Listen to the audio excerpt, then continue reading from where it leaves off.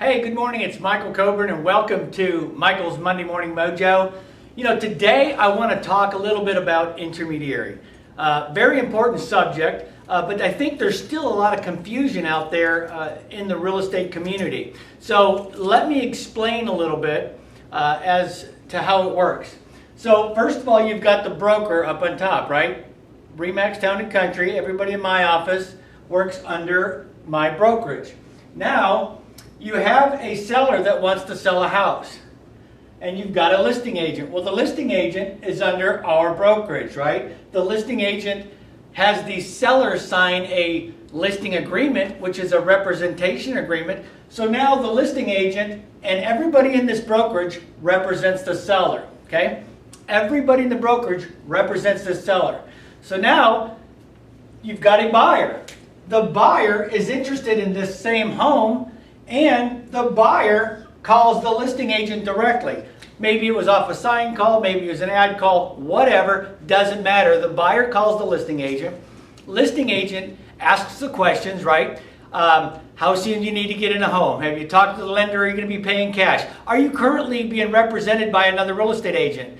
And if they're not currently being represented by a real estate agent, the listing agent explains representation, lets them know that they do represent the seller, but can work with them as a customer. Okay? I want you to understand now, the listing agent represents the seller, but working with the buyer, right? The question to you is this yes intermediary or not intermediary, right? Well, I hope you've answered not.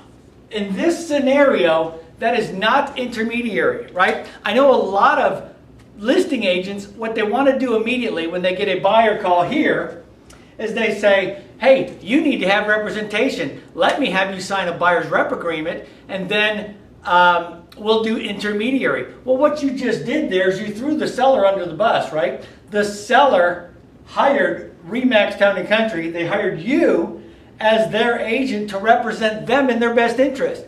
The second you get a buyer, right, and you make them sign a buyer's rep agreement, so now you're intermediary, what you did is you threw your seller under the bus because now you can't give advice or opinion to either party. So what you should be doing is explaining agency to this buyer. Let them know if they feel that they need to be represented, they need to have their own representation, whether it's somebody from the same brokerage or if it's somebody outside your brokerage. The potential to lose a deal, yes, but is it the right thing to do? Yes. So the buyer agrees, they definitely are okay with it. They've bought many homes before. We're fine that you represent the seller, but we want you to help us buy this house. That is completely acceptable, and at that point, you have earned all the commission. Just because you did not represent the buyer doesn't mean you don't get the whole commission. Representation has absolutely nothing to do with commission, okay? So now you go, let's look at another scenario.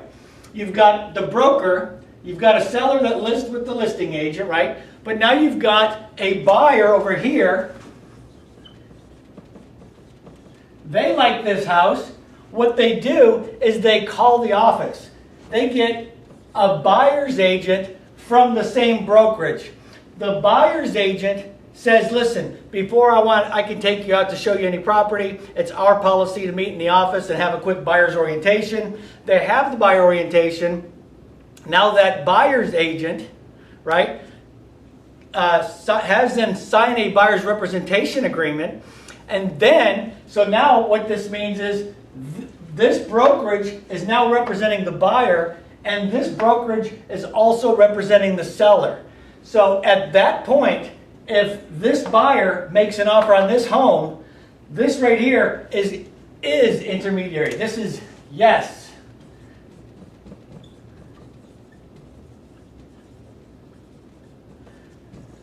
This is intermediary. And that would be called intermediary with appointments.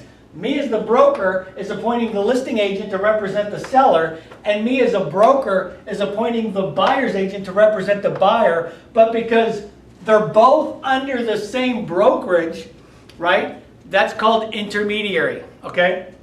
Let me give you another example. Now, the listing agent, right, they get the listing fee, and the buyer's agent gets the buyer's fee. So let me give you another example.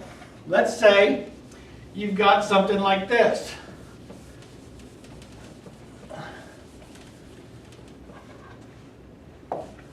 Let's say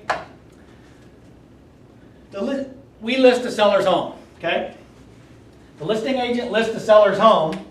You have a buyer that wants to buy the buyer's home, or the seller's home, excuse me. And what they do is they call the listing agent. The listing agent explains representation to the buyer.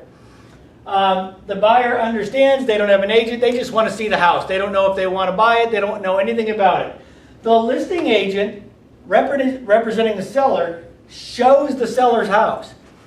The buyer says, you know what, we like the house, but we just started looking, we're not interested in making an offer yet, but we do like you, and so can you help us find another house? The listing agent says, you know, I could help you find another house. However, I work under exclusive representation only, meaning that we need to get together and go over a buyer's representation agreement if you would like to work with me in my brokerage. So they go off, they meet at the listing agent's office. The listing agent now becomes a buyer's agent for this buyer. The listing agent shows them several properties, and then they determine, hey, listing agent, you know what, that first house we originally saw, is that still available? Listing agent says, yes, it is. We haven't sold it yet. And so now the buyer wants to buy this home. So now you've got the broker, right, representing the buyer as a buyer's agent, which is actually this listing agent is also representing this buyer right here. So he's representing the buyer, and this guy's representing the seller. But it's all under the same brokerage. The question is, yes intermediary or no intermediary, right? Well, let me give you the answer. Yes.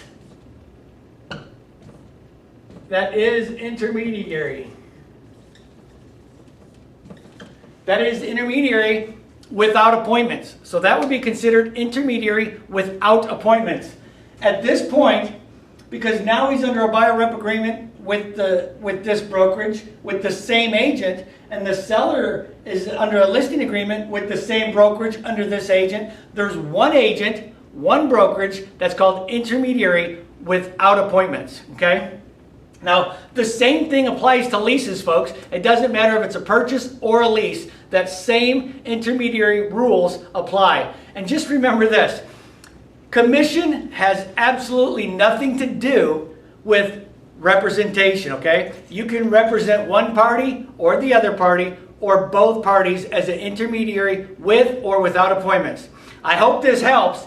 If you're not in my brokerage and you don't understand this, get with your broker and have a conversation, or give me a call and I'll be happy to go over it with you as well. And oh, remember, you're great where you are. You're just too good to stay there. Have a wonderful week. Bye-bye now.